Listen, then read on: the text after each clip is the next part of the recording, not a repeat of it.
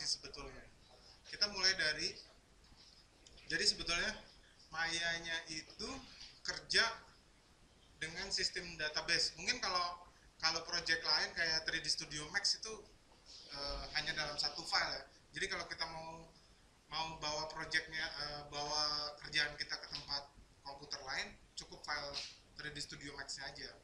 Tapi kalau dengan Maya kita harus bawa semua dalam projectnya. Misalnya sebelum kita kerja kita set dulu projectnya apa gitu. Misalnya new, ya. Ini projectnya apa?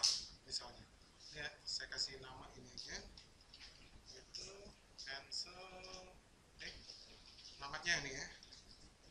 Dan sekarang misalnya BLK 1507, sekarang tanggal 30 ya, yang kedua. Nah, ini saya taruhnya di desktop, gitu kan. Udah, yang ini kita nggak perlu rubah nih, primary project location, scene, apa segala macam. Nanti dia akan otomatis nyimpen di sini. Tuh, secondary project, gitu ya.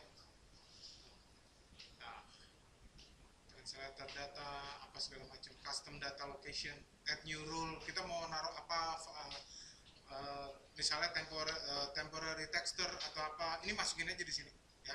Kalau udah accept, dah dia kan udah masuk, kita ngeceknya ya di sini. Kalau tadi kita nyimpennya di desktop, otomatis kita carinya di desktop. Ini punya saya yang pertama, saya ngajar pakai yang ini yang baru buat gitu ya. Nah kalau kita mau ngecek, misalnya di sini file set project gitu. Saya punya dua project, ini yang buat saya ngajar, ini yang baru saya buat gitu. Sebelum kita mulai, kita mesti set dulu nih, mau pakai database yang mana gitu. Kalau kerjaan kita udah banyak, otomatis database-nya juga akan banyak. Kita mau kerja di mana, misalnya di sini gitu kan, kita set gitu ya. Nih, ini berarti nanti di desktop kita pakai yang ini ya. Tapi kalau kita set project pakai yang ini, terus kita set, berarti kita kerja dengan yang ini kayak gitu ya. Nih, kita balik lagi ya, set project, kita ambil yang ini, set gitu. Nanti kalau kita save file, save scene as gitu, ini adanya di sini tuh, ya kan, struktur desktop BLK 01 nih, yang ini scene, dia naruhnya di situ, filenya udah ada segini banyak dari kemarin. Ini saya cancel ya. Kalau kita set project terus ke yang 02 set gitu, begitu kita save scene as kosong karena dia naruhnya di sini kayak gitu ya. Jadi kalau kita pindah, misalnya pindah kantor, komputernya beda, yang harus di save bukan file MB-nya tapi keseluruhan database projectnya gitu. Kalau MB-nya jadi yang dibawa, nanti kadang render teksturnya nggak tahu ada di mana, karena dia di sini dia nyimpen misalnya tekstur, dia taruh ada di image, dia otomatis akan manggil dan akan cari di image gitu, di image folder ya. File, set project gitu ya, jelas ya. Ini isinya juga gitu sama. Kalau saya balik yang ini juga sama, tapi yang di 02 kalau saya buka scene kosong karena saya baru buat. Tapi kalau saya naik gitu, yang ini saya buka scene, udah banyak yang tadi. Ini ya, sama file save scene as gitu, sama ya. Itu cara ngeceknya. Oke. Itu satu. Sekarang saya mau ngomongin lagi beberapa toolnya Maya yang apa namanya, yang ini yang bisa dipakai untuk kerja ya. Yang pertama misalnya, dan untuk ngecek macam-macam gitu. Misal kita mau buat polygon ya, polygon saya pakai cube ya. Saya pakai cube, saya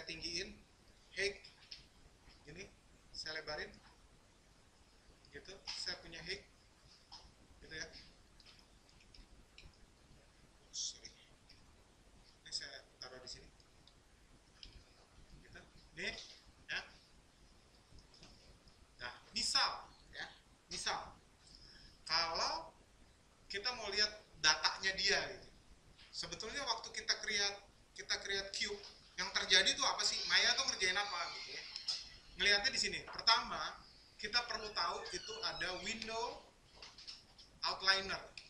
Outliner itu fungsinya untuk melihat apapun yang kita kerjakan terhadap project di Maya ini, scene-nya. Scene-nya itu dalam scene itu sebetulnya ada apa aja sih? Gitu. Bahkan sebelum kita create cube, ya, waktu kita create new file, new, yang terjadi itu apa aja? Waktu kita create cube itu kita create cube. Tapi ketika kita file new, dia buat yang namanya node, NODE, perspektif ada, top, front, side, itu semuanya ada di sini datanya. Kalau kita select cube, ini datanya di sini. Ya. Tuh, ada. Bahkan perspektif aja, ini perspektif yang ini, yang di bawah ini, ya, itu datanya ada. Translate-nya ada, semuanya ada. Jadi ngeceknya di sini. Tuh, ya. Apalagi default light, ini nggak ada, itu hanya objek aja, tapi nggak kelihatan. Data ininya nggak ada. Tapi side, front, apa segala ada. Kalau cube udah otomatis sudah ada. Nah, katakanlah ini view pertama, level 1, detailnya nggak terlalu, informasinya nggak terlalu banyak, gitu kan. Yang kedua, kalau kita mau lihat lebih detail lagi, window, ya, attribute editor. Kalau kita ngelihat pakai ini, ya, ini bisa di collapse, gitu. Sebetulnya kalau kita buat satu cube seperti ini ada informasi sebanyak ini. Tuh, yang ini, ya, transform attribute atau transform node, ini yang atas. Gitu. Begitu pcube, ya kan? Di sini ada render status apa segala macam. Nah, nanti ada polycube, ini input yang di sini. Gitu. Jadi ada beberapa level yang informasinya kita bisa gali lebih dalam lagi. Ya. Tapi untuk atribut editor kita bisa banyak tahu dari sini.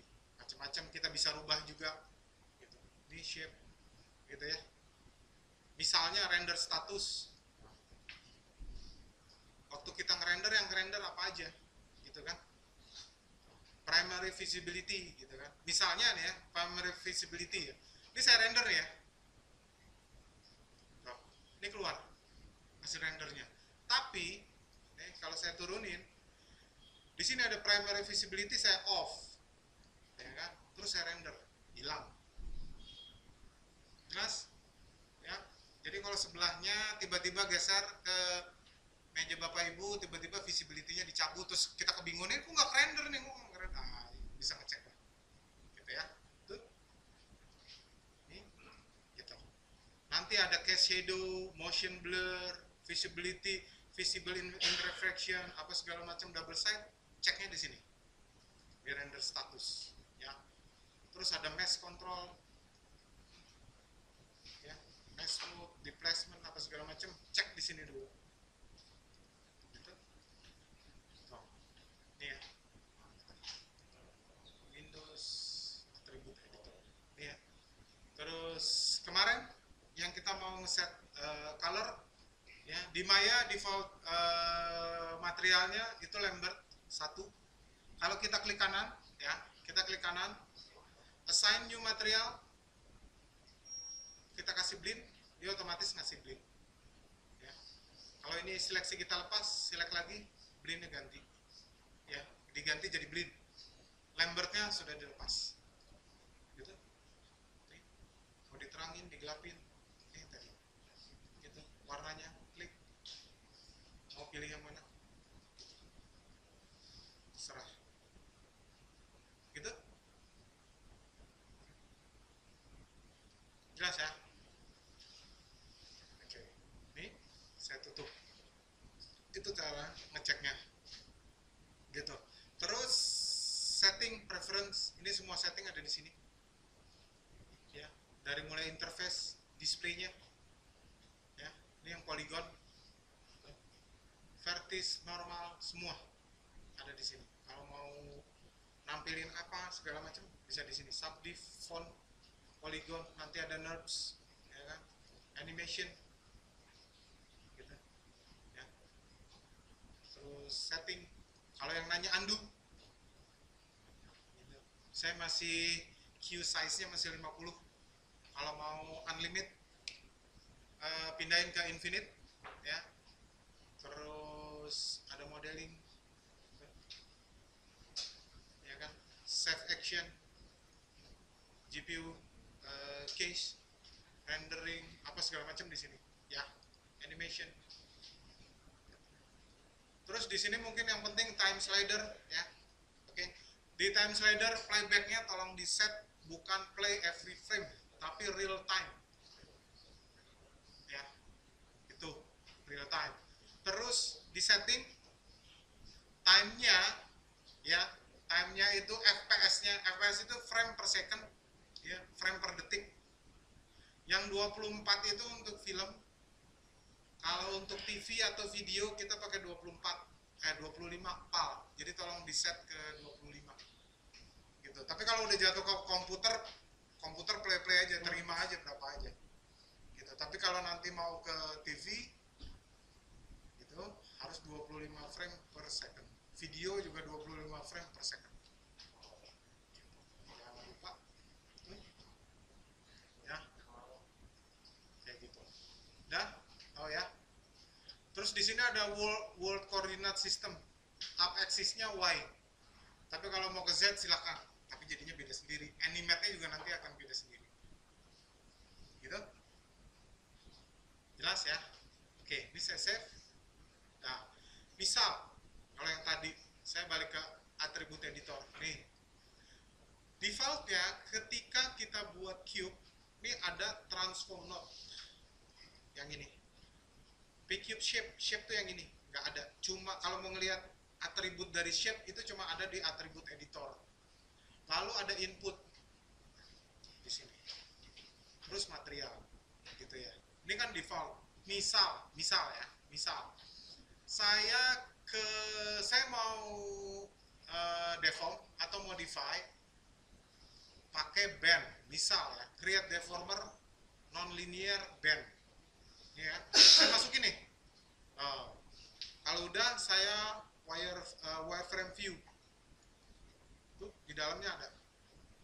Gitu. Ya. Ini kalau saya lepas seleksinya, terus saya select lagi objeknya, nambah p-cube shape original band. Terus ada tweak. Tweak itu untuk modify. Begitu kita modify pakai apapun, node tweak akan keluar. Isinya dikit. Nggak terlalu banyak yang bisa diubah di sini, tapi dia ngasih tahu bahwa ini sudah di modify, sudah di tweak gitu. Ini band ya kan? Ini isinya sama dengan di sini, ini band 01. Envelope itu presented dari keseluruhan atribut apapun yang kita rubah di bawah gitu. Misal kurvatur, ini sayangnya gitu, kenapa dia nggak pakai degree atau apa gitu, tapi dia nilainya pakai kurvatur. Kalau kurvaturnya, labelnya saya klik, terus di sini saya rubah, gini, kelihatan? Rubah,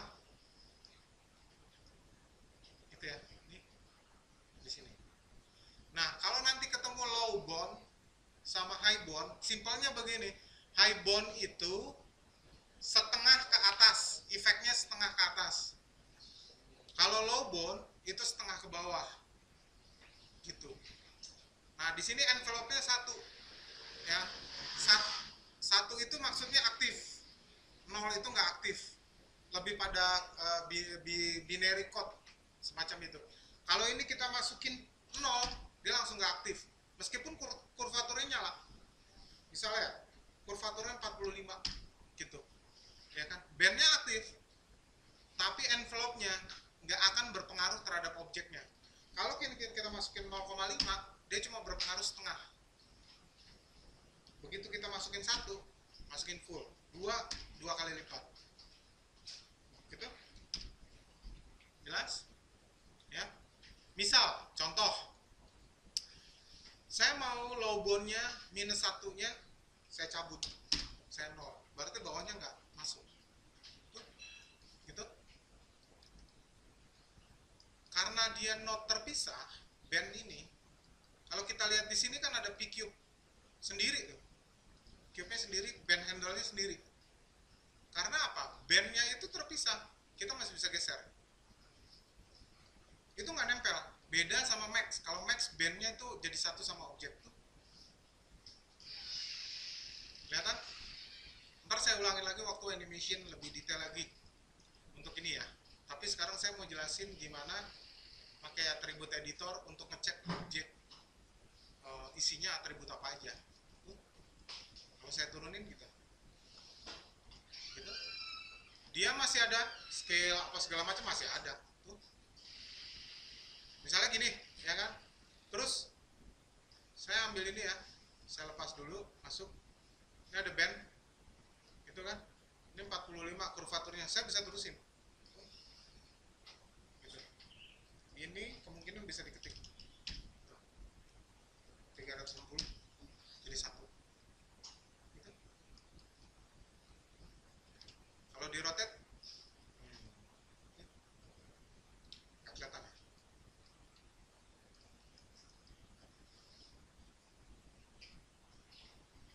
Gitu ya.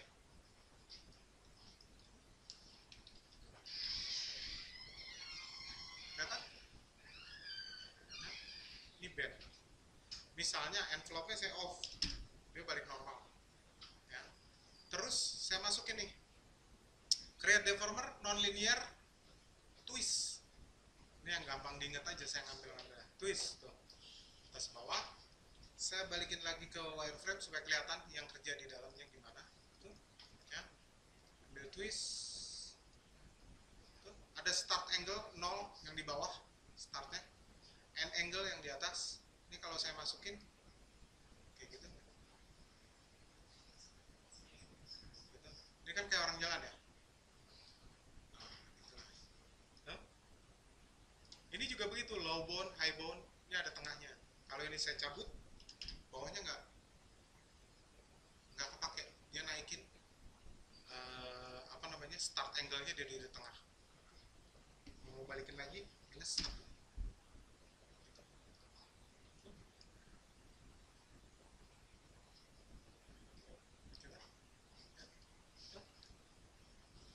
Nanti kalau dia mau geser, ya berubah. Gitu. Ya. Kebayang ya? Gitu. Kebayang.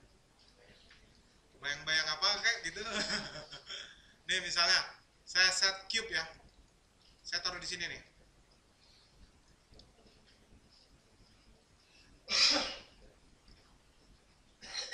Saya taruh di sini, ambil depth-nya kurang lebih gini gitu ya. Udah. Tuh. Terus saya edit duplicate gitu kan. Saya pakai ini, saya cabut copy gitu. Ini saya translate ke atas. Y. Saya kurang tahu berapa, saya coba masukin aja mungkin 20. Ini saya ngambil misalnya 15 gitu ya. Apply. Oh, kejauhan. Ini saya ambil 3.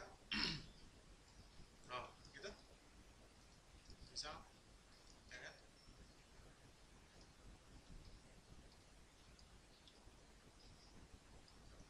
Saya tarik.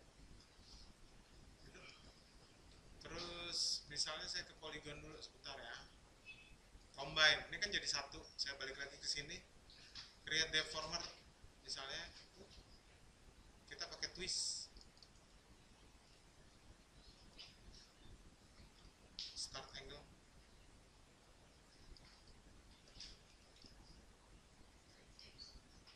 Gitu.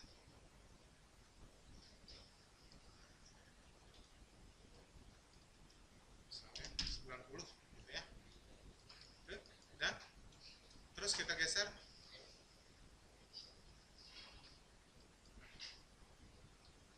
Gitu.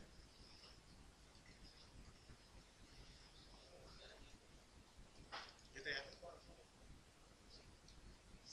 Bisa kayak tangga atau apa gitu. Kalau saya naikin 180.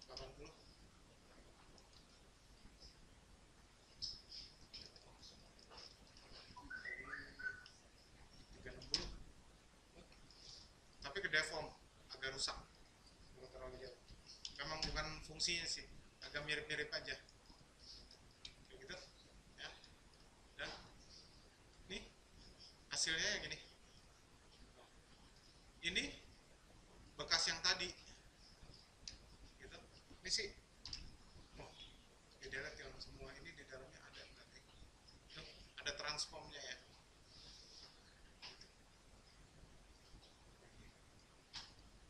Ini twistnya ada semua. Kalau kita select ya, kita select Windows Attribute Editor, ini ada twist, tweak, kelihatan? Ini P-Cube yang pertama, shape-nya, twist, tweak-nya udah, polyunited yang tadi, yang di-combine, polycube-nya yang pertama, Lambert, masih ada. Oke, jelas makanya Attribute Editor untuk lihat semua atributnya ya. Jelas? Yakin aja dulu.